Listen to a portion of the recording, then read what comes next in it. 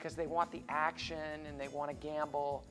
The inherent flaw in taking the concept of implied odds too far, in my opinion, is you can't see into the future and you don't know what your opponent is going to do. So to include some kind of knowledge, whether real or perceived, into a hard calculation about whether to make a call could wind up getting you in a ton of trouble. Mind you, I do think implied odds have a place and serve a big purpose, but I think they are the most value when your decision is a close call. The concept of implied odds shouldn't be used to talk yourself into calling too many loose bets. In addition, remember that implied odds also contain implied costs.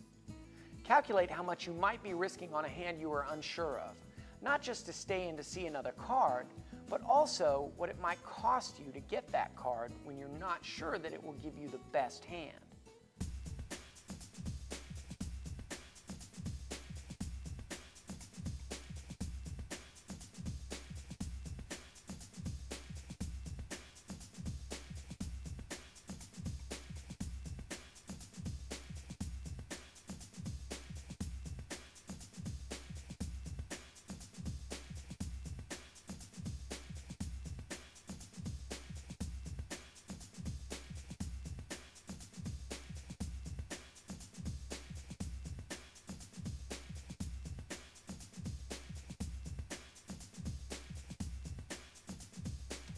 Texas Hold'em is a game of strategy and a game of skill.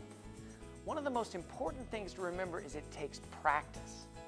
You will have to lose some money to win some. Don't assume because you have a few lucky sessions that you're just a natural. No player wins every time he or she plays, and if you find someone who says they win every time, don't buy any swampland from them.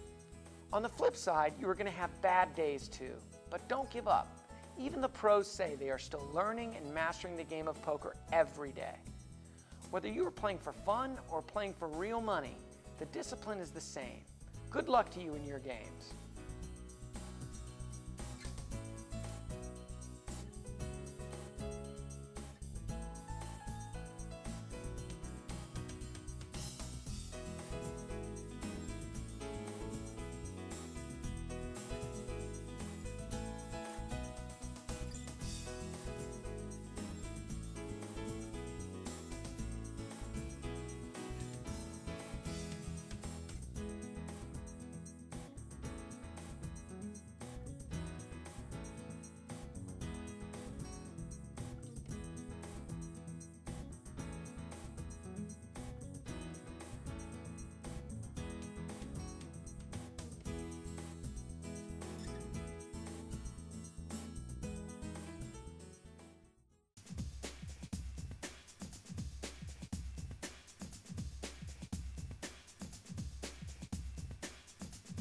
So once you've made it through the first betting round, it's time for the flop.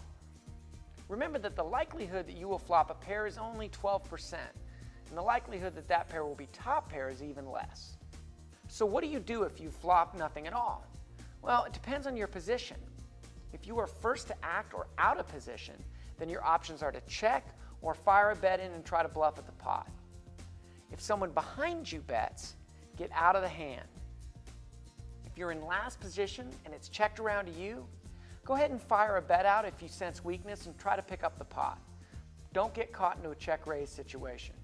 If you sense weakness, you can go ahead, bet, and try to pick up the pot, but do this judiciously. If the opponents see you always firing at everything, they will set you up for a big fall. Check behind them and hope to see a free card that will help you. One of the hardest techniques in poker to master is the discipline involved. But don't be betting into hands because you feel like you're going to get the card you need on the turn or on the river. The old saying goes that the feeling a feel player most often feels is the feeling of his wallet getting lighter. Words to live by. First to act or out of position, go ahead and check, but fold against any bets if you were holding bottom or second pair with a weak kicker, or if you still need 2 more cards to make your straight or flush. If you're last to act, go ahead and bet if you sense weakness from the other players. But be wary of someone who check calls and may be slow playing a big hand against you. Also, remember that people might call you with over cards or drawing cards and draw out on you. Your play will change only slightly if the flop misses you and you're holding 2 overcards.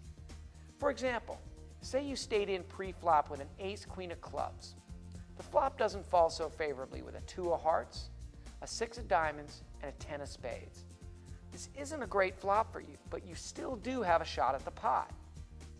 Checking here is probably the right play, but if someone bets after you, you probably have to lay your hand down here. If you're first to act, you can consider firing a bet in. See, the bad thing about being in early position is you have to act first, but the good thing about being in early position is you get to act first. And what I mean by that is, where you will have to endure decisions made after you, when you act strong early, a lot of times you can take pots down, especially if the flop is real weak, like the example I just talked about. Betting here is clearly a semi-bluff, something that can take the pot down or wind up blowing up in your face. Don't ever commit a large portion of your chips to a move like this. And again, this is not a play that you can make over and over and over again. People will start to smell a rat and look you up. If you've been playing solid, tight, aggressive poker, you can get away with this type of a play now and again. If you get raised making a play like this, you probably need to get away from the hand quickly. Again, if there's a bet before you and all you have is 2 overcards with no draws, folding is probably the correct play. It most likely will be saving you money. Keep in mind that I only recommend you play drawing hands that are either open-ended straight draws, where you are drawing to the top end of the straight, a nut flush draw, or a flush draw with at least 1 very high card. Drawing hands that can actually benefit from being first to act. You can bet out strongly with that hand and hope to chase out your opponents, or at least build the pot so that if you do draw out, you can pile up those winning chips. Always remember, any drawing hand is not a made hand. So anytime you make this play, you're taking a calculated risk. Always keep in mind the players you are playing and whether they're the type of players who will call any bet if they have a decent hand, or if they're the type of players that can be driven out by an aggressive early bet. If you are in last position, you might want to check your drawing hand. This will allow you to see the free card that might make your draw. If you bet in last position, many players with a good hand will call, thinking that you're making a position bet, and you can lose more than you should have if your hand doesn't draw out.